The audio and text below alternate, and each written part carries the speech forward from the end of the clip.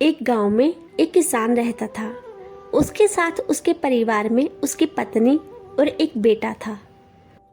कुछ सालों के बाद उसकी पत्नी की मृत्यु हो गई। उस समय उसके बेटे की उम्र 10 साल थी। किसान ने दूसरी शादी कर ली। उस दूसरी पत्नी से भी किसान को एक लड़का हुआ। किसान की दूसरी पत्नी की भी कुछ समय बाद मृत्यु हो गई। किसान ने अब अपने दोनों बच्चों को अकेले ही पाल पोस के बड़ा किया। किसान का बड़ा बेटा जो पहली पत्नी से प्राप्त हुआ था, जब शादी के योग्य हुआ तब किसान ने बड़े बेटे की शादी कर दी। फिर किसान की भी कुछ समय बाद मृत्यु हो गई। किसान का छोटा बेटा जो दूसरी पत्नी से प्राप्त हुआ था और पहली पत्नी से प्राप्त बड़ा बेटा दोनों साथ साथ रहते थे। कुछ समय बाद किसान के छोटे लड़के की तबीयत बहुत खराब रहने लगी। बड़े भाई ने कुछ आसपास के वैद्यों से इलाज करवाया पर कोई राहत नहीं मिली। छोटे भाई की दिन पर दिन तबीयत बिगड़ती जा रही थी और बहुत खर्च भी हो रहा था। एक दिन बड़े भाई ने अपनी पत्नी से सलाह की, यदि ये छोटा भाई मर जाए तो हमें इसके इलाज के लिए पैसा खर्च नहीं करना पड़ेगा और जायदाद में आधा हिस्सा भी नहीं देना पड़ेगा। तब उसकी पत्नी ने कहा, क्यों न किसी वैद्य से बात करके इसे जहर दे दिया जाए। किसी को पता भी नहीं चलेगा और कोई रिश्तेदार शक भी नहीं करेगा। सब यही कहेंगे कि वह बीमार था और बीमारी से ही मृत्यु हो गई। बड़े भाई ने ऐसा ही किया। एक वैद्य से बात की कि आप अपनी फीस बताओ। ऐसा करना, मेरे छोटे बीमार भाई को दवा के बहाने से जहर देना है।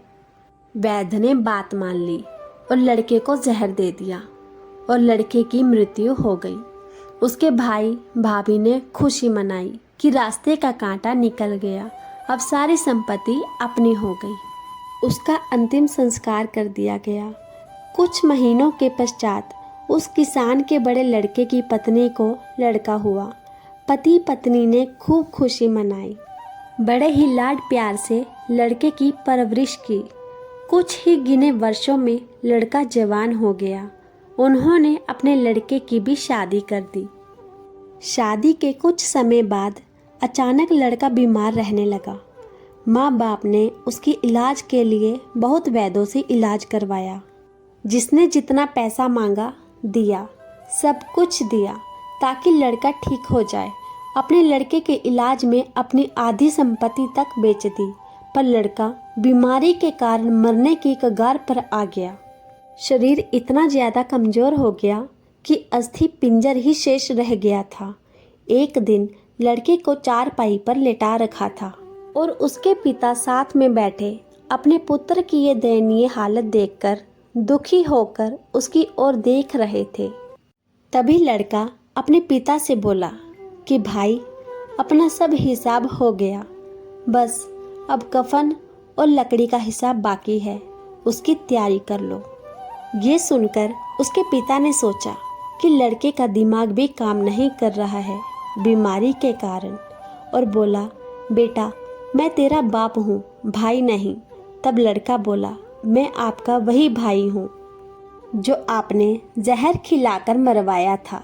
जिस संपत्ति के लिए आपने मरवाया था मुझे, अब वो मेरे इलाज के लिए आधी बिक चुकी है और आपकी शेष है। हमारा हिसाब हो गया है। तब उसके पिता फुट फुट कर रोते हुए बोले कि मेरा तो कुल नाश हो गया, जो किया मेरे आगे आ गया, पर तेरी पत्नी का क्या दोष है जो इस बेचारी को जिंदा जलाया जाएगा। उस समय सती प्रथा थी जिसमें पति की चिता के साथ पत्नी को जला दिया जाता था। तब वो लड़का बोला कि वो वैद्य कहाँ है जिसने मुझे जहर खिलाया था। तब उसके पिता ने कहा, तुम्हारी मृत्यु के 3 साल बाद वो मर गया था। तब लड़के ने कहा कि वही दुष्ट वैद्य है जो आज मेरी पत्नी रूप में है। मेरे मरने पर इसे जिंदा जलाया जाएगा।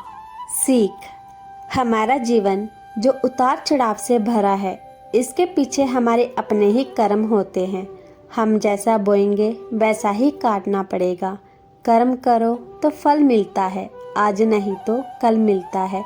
जितना गहरा अधिक हो कुआं, उतना मीठा जल मिलता है। जीवन के हर कठिन प्रश्न का जीवन से ही हल मिलता है। अगर आपको वीडियो अच्छी लगी हो तो लाइक करें, कमेंट करें, चैनल को सब्सक्राइब करें। Thank you.